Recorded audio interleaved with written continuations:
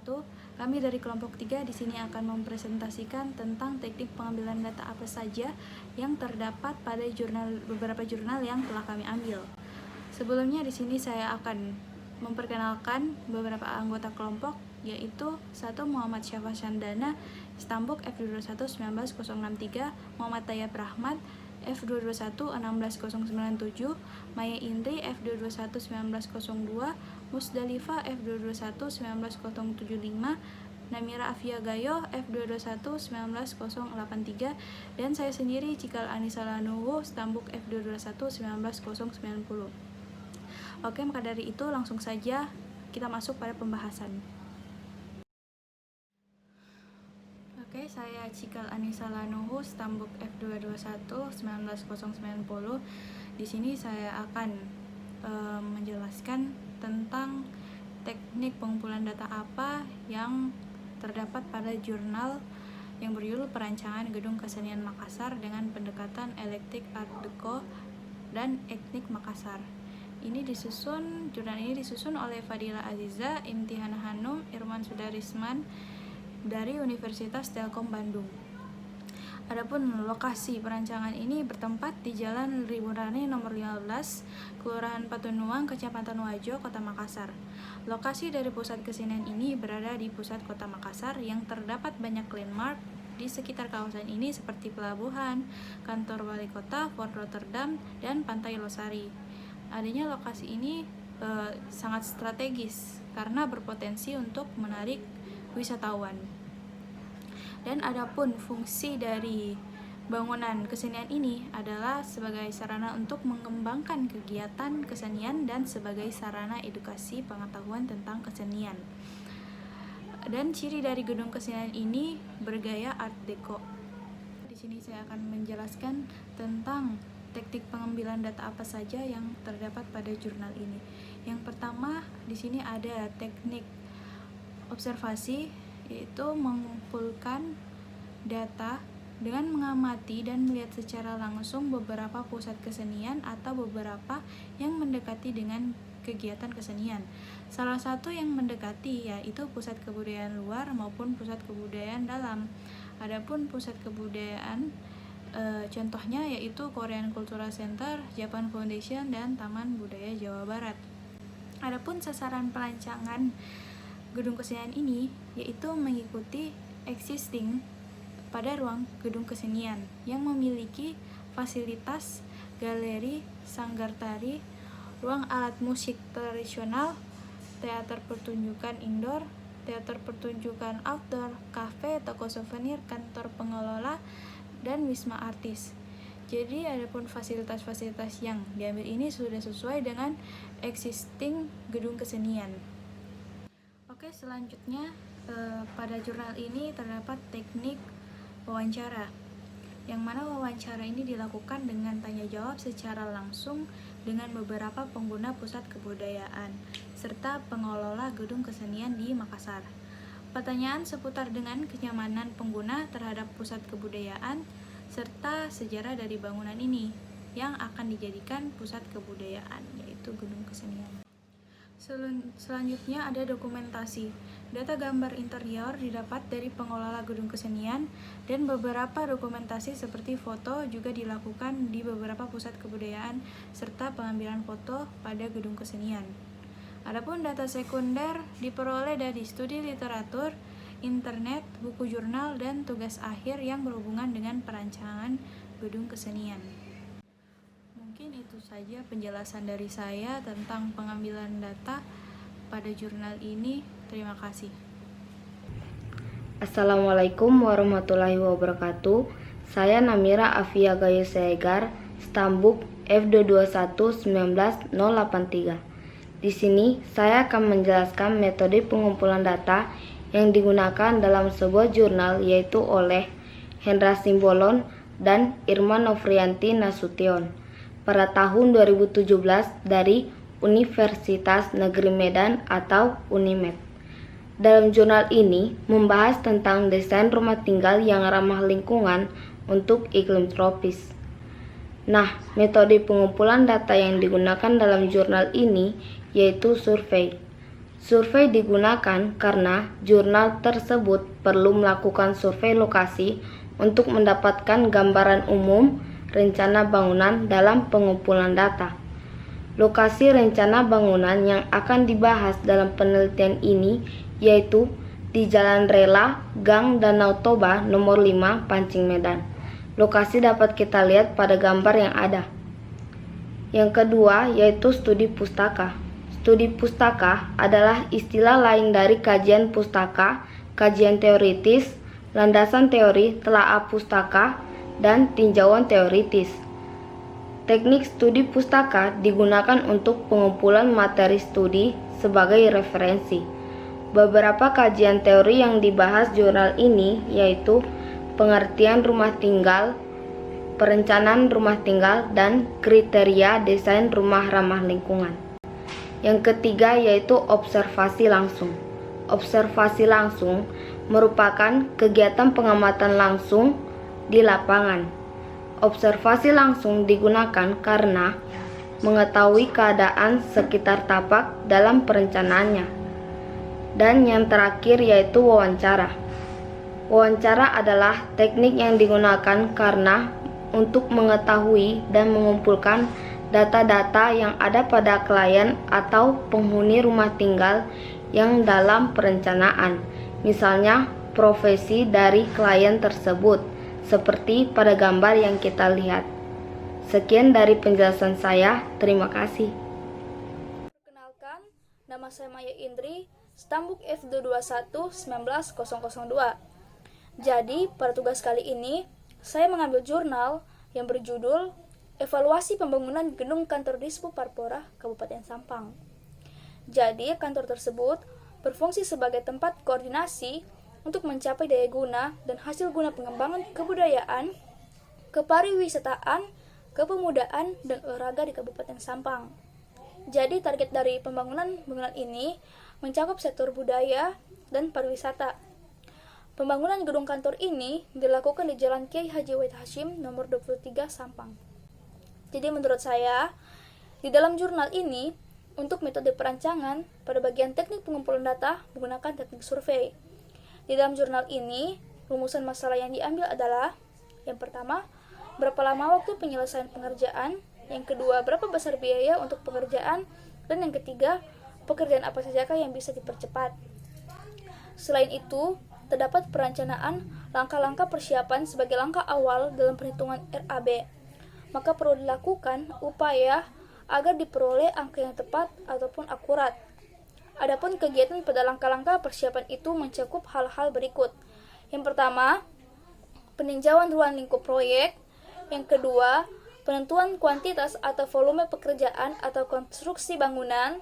Yang ketiga, harga material yang akan digunakan. Yang keempat, harga tenaga, yaitu pekerja dan tukang. Yang kelima, harga peralatan kerja. Dan yang keenam, biaya tak terduga dan pembulatan. Pada hakikatnya, penguasaan seluk-beluk proyek dan lingkungannya secara komprehensif akan sangat mendukung perhitungan yang tepat dan realistik. Perlu dipahami pula bahwa setiap pembangunan mempunyai hal-hal yang spesifik dan tidak mungkin sama dengan pembangunan lain walaupun proyek yang sejenis. Selain itu juga, jurnal ini membahas beberapa poin-poin penting yang disajikan dalam bentuk tabel maupun diagram seperti gambar berikut. Jadi teman-teman bisa lihat diagram dan tabelnya pada PPT. Jadi, mengapa saya katakan jurnal ini menggunakan teknik survei? Karena jika kita bandingkan dengan teknik yang lain, baik itu teknik observasi maupun teknik wawancara, kedua teknik tersebut lebih ke bagaimana kita ketika merancang suatu bangunan itu perlu meninjau langsung, baik itu segi tapak maupun segi perilaku pengguna bangunan tersebut, baik itu segi sirkulasi, pensondingan, dan lain-lain. Dan pada teknik survei ini dan berdasarkan jurnal ini, si perancang tidak terlalu begitu detail menjelaskan seperti dua teknik yang tadi, namun menyajikannya dalam bentuk tabel maupun diagram dan terperinci sehingga pokok pembahasan yang dibahas itu akan lebih jelas. Jadi sekian presentasi saya ucapkan terima kasih. Assalamualaikum warahmatullahi wabarakatuh. Perkenalkan, nama saya Musdalifah, Stambuk F221-19075. Di sini saya akan menjelaskan tentang teknik pengambilan data dari Rumah Sejahtera Susun untuk buruh pabrik di Pierre dengan konsep bioklimatik. Jurnal ini saya ambil di Jurnal Arsitektur Universitas Brawijaya, yang dimana itu disusun oleh 3 mahasiswa, yaitu ada Dimas Fajar Agung, kemudian ada Agung Muktinugroho, dan juga ada Bambang Yatma Wijaya. Selanjutnya langsung saja, teknik pengambilan data yang pertama itu ialah teknik survei, yang dimana teknik survei yang digunakan pada jurnal ini ialah dengan melakukan survei atau penelitian di lokasi tersebut. Kemudian hasil dari survei tersebut akan dianalisis. Yang kedua itu ada studi pustaka, yang dimana pada jurnal ini mereka mengumpulkan informasi mengenai arsitektur bioklimatik, tentang pengertian arsitektur bioklimatik, dan juga perancangan rumah susun dari berbagai literatur. Yang selanjutnya yaitu yang terakhir adalah teknik observasi langsung, yang dimana teknik observasi langsung ini mereka langsung datang ke tapaknya untuk mengetahui kondisi tapak agar akan dihasilkannya sirkulasi atau pada tahap ini sirkulasi untuk bangunan akan ditentukan. Sekian dari saya, lebih dan kurangnya mohon maaf. Wassalamualaikum warahmatullahi wabarakatuh. Bismillahirrahmanirrahim. Assalamualaikum warahmatullahi wabarakatuh. Nama saya Muhammad Syafas Sendana, Stambuk F221-19063. Langsung saja di sini saya akan mempresentasikan mengenai cara pengambilan data dari sebuah penelitian. Nah, jadi judul penelitiannya ini yaitu tipologi regol atau pagar rumah tradisional di Lawean, Surakarta. Jadi nama penelitinya itu yaitu Aswin Yuyun Triadi. Dia ini mahasiswa dari Universitas Muhammadiyah Surakarta, jurusan arsitektur, dan penelitian ini buat tahun 2011 sampai 2012. Nah, sebelum saya lanjut, saya akan presentasikan dulu mengenai tujuan dia melakukan penelitian ini. Nah, jadi tujuannya itu yang pertama memperkenalkan rumah adat tradisional Jawa yang khususnya pada bagian regol atau pagar rumah. Nah, yang kedua tentang mengetahui pengembangan atau perkembangan tentang apakah bentuk regol ini sama seperti pada zaman dulunya. Nah, yang ketiga mengenalkan regol atau pagar rumah dan agar masyarakat sadar untuk melestarikan sejarah peninggalan sebagai aset penting perkembangan kota. Jadi selanjut saya akan sedikit menjelaskan mengenai apa sih tipologi ini. Jadi di dalam penelitian ini dia menjelaskan tentang tipologi. Nah, tipologi ini ada dua yang dijelaskan. Yang pertama tipologi arsitektur. Nah, yang kedua ada tipologi bangunan. Jadi tipologi arsitektur ini dia berhubungan dengan klasifikasi atau pengelompokan karya arsitektur yang memiliki kesamaan ciri-ciri yang diciptakan oleh masyarakat dengan yang terkait dengan kepermanenan dari karakteristik yang tetap atau konstan. Nah, sedangkan tipologi bangunannya itu sendiri menurut Anthony Fiedler ialah sebuah studi atau penyelidikan penggabungan elemen-elemen yang memungkinkan untuk mencapai klasifikasi organisme arsitektural melalui tipe-tipe. Nah, kita lanjut pada bagian metode penelitiannya. Jadi metode penelitiannya nih dia menggunakan pendekatan kualitatif. Nah, pendekatan kualitatif ini ialah hasil penelitiannya tidak berupa statistik atau bentuk hitungan seperti itu. Jadi hasil penelitiannya ini dia banyak berupa tentang narasi, deskripsi, cerita, dokumentasi tertulis maupun gambar dan foto. Nah, setelah itu ada pengumpulan data. Nah, pengumpulan data ini ada jenis datanya, ada dua, yaitu data primer dan sekunder.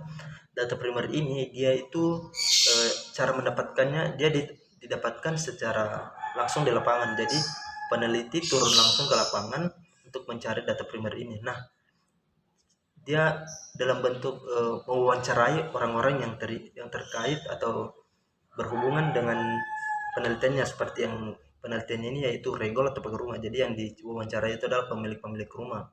Nah, sedangkan data sekunder ini dia tidak diperoleh secara langsung di lapangan. Jadi dia banyak didapatkan itu seperti catatan-catatan hasil publikasi, aturan-aturan, dan kebijakan yang dikeluarkan oleh instansi yang terkait. Nah, setelah itu ada pengumpulan datanya, metode pengumpulan datanya. Nah, disinilah yang dibahas mengenai observasi itu. Nah, observasi yang digunakan adalah observasi langsung ke lapangan untuk mengambil data primer tentang regol di kawasan Laweyan, Surakarta itu. Nah, yang kedua ada interview. Nah, interview ini dia mewawancarai orang-orang yang berkaitan dengan penelitiannya itu tentang regol di kawasan Laweyan, Surakarta itu. Nah, lanjut yang ketiga ada studi literaturnya. Studi literatur itu yaitu melengkapi data yang mengambil beberapa sumber teori. Nah, metode dalam buku atau pustaka sebagai penunjang secara teoritis. Nah, hasil penelitian ini saya akan saya membacakan saja supaya hasil penelitiannya tidak salah, karena ini adalah hasil penelitian orang tua. Ada 9 rumah yang dia teliti. Nah, yang saya hanya mengambil 2 contoh karena di 2 contoh ini sedikit mewakili dari 9 rumah yang dia teliti itu. Nah, yang pertama ada rumah Pak Pitono.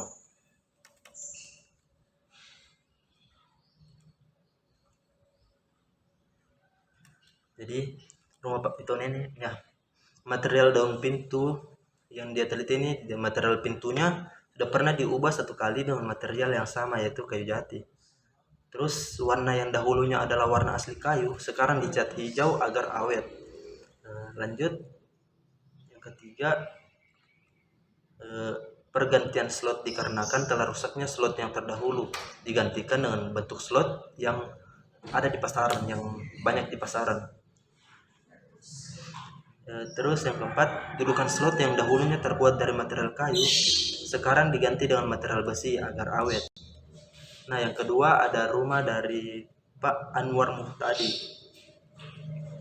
Nah, bentuk lengkung yang terdapat pada regol di bagian atas, zaman dulunya regol dapat sebagai penanda atau status sosial seseorang. Regol orang menengah ke bawah biasanya bentuk regolnya itu sederhana. Dia itu kayak kotak.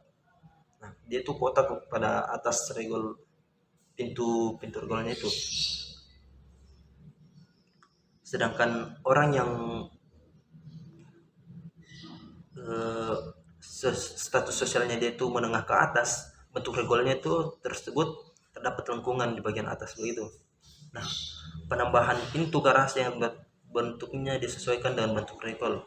Terus seloro kecil pengunci regol yang masih mempertahankan buk atau tempat duduk walau hanya 1 buah yang seharusnya 2 buah berada di kiri dan kanan regol. Jadi bentuk dudukan ini kalau di rumah tradisional Jawa untuk pada bagian regolnya dia pada umumnya ada 2, sebagai tempat istirahat dan juga tempat bersantai untuk pemilik rumah pada saat sore hari. Nah, ini juga sebagai bentuk hubungan dengan tetangga begitu. Jadi karena rata-rata pada saat zaman dulu yang saya baca-baca dia kayak tertutup. Nah, salah satu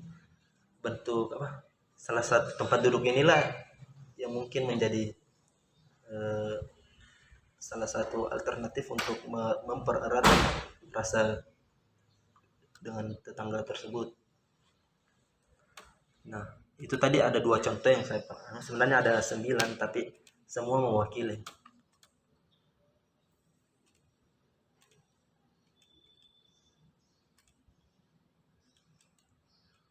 Nah, hasil analisis tipologi regolnya saya akan bacakan juga.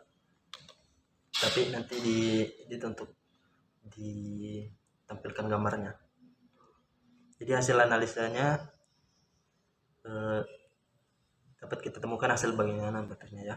Nah, hasil analisis tipologi regolnya saya akan bacakan juga. tapi nanti dituntut ditampilkan gambarnya. Jadi hasil analisanya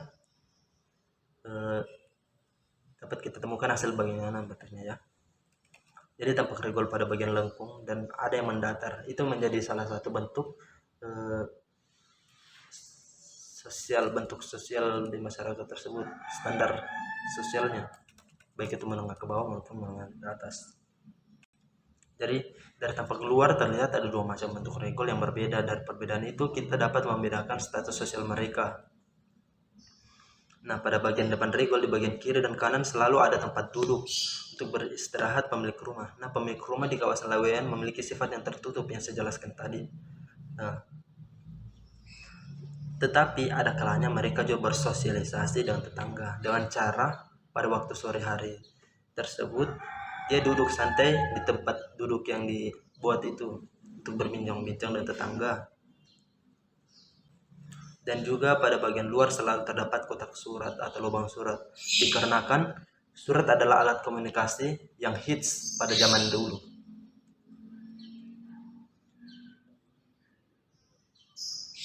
Pada bagian penutup atap pasti menggunakan seng untuk menutupnya dan struktur kayu untuk menopangnya. Warna dari regol zaman dahulunya hanyalah kayu yang dipelitur untuk mengecatnya. Material pun dari kayu jati yang sangat baik kualitasnya. Nah, regol besar ini dipakai atau difungsikan bila seseorang tamu atau pemilik rumah akan masuk ke rumah dengan membawa kendaraan mereka. Jika yang datang hanya orang saja, maka pintu yang akan dibuka hanyalah pintu kecil di daun pintu sebelah kanan bawah yang dinamakan pintu berobosan. Pintu dini ini dibuat dikarenakan orang Jawa dalam membuat sesuatu hal pasti memikirkan atau memasukkan filosofi tentang kebaikan di dalam sesuatu hal tersebut. Nah, filosofi dari pintu kecil ini yaitu ketika orang masuk dia mempunyai ungkapan untuk menghargai pemilik rumah. Jadi dengan cara membungkukkan badannya. Terus pada pintu berobosan itu terdapat slop yang terbuat dari kayu atau tembaga, hanya berbentuk pegangan bulat seperti stempel. Dan terdapat lubang pengintai yang difungsikan untuk melihat siapa orang yang datang. Karena zaman dulu tingkat kriminalitas di daerah itu dia sangat tinggi, makanya salah satu cara menghindari tersebut dia dibuatkan lubang pengintai itu. Jadi sebelum pintu itu dibuka dia bisa mengenali siapa yang akan datang. Lalu dari belakang tampak banyak sekali alat pengunci yang digunakan dalam satu buah pintu regol. Dimulai dari bagian atas, tengah, terdapat alat pengunci sebuah grendel yang terbuat dari besi untuk pengunci yang berada di setiap daun pintu. Lalu saya sederhanakan saja bahasanya supaya mudah dimengerti. Pada bagian pintu berobosan menggunakan alat pengunci grendel yang berjumlah 2 buah. Pada bagian lubang pengintai alat pengunci hanya grendel yang terbuat dari kayu dan cara pengunciannya dan cara diputar saja. Engsel pada regol ini cukup unik, berbeda dengan engsel zaman sekarang. Engsel ini dibuat dari lempengan besi yang dibaut ke daun pintu regol. Jumlah engsel di setiap daun pintu menyesuaikan berat daun pintu. Rata-rata memakai 2-3 buah di setiap daun pintu. Pada regol zaman dulu terkadang terdapat lonceng atau keluntung yang terbuat dari tembaga besi atau besi yang diletakkan pada daun pintu regol yang berfungsi sebagai penanda jika seseorang masuk ke dalam rumah dengan membuka dan menutup pintu regol, maka lonceng atau keluntung tersebut akan berbunyi. Nah, itulah tadi sedikit presentasi dari saya mengenai penelitian tentang regol atau pagar rumah di rumah tradisional ada Jawa. Nah, tempat penelitiannya di Laweyan Surakarta dan penelitinya adalah Aswini Wintriade. Mungkin itu yang dapat saya sampaikan, kurang lebihnya mohon dimaafkan. Wallahul muwaffiq ila aqwamit thoriq. Wassalamualaikum warahmatullahi wabarakatuh.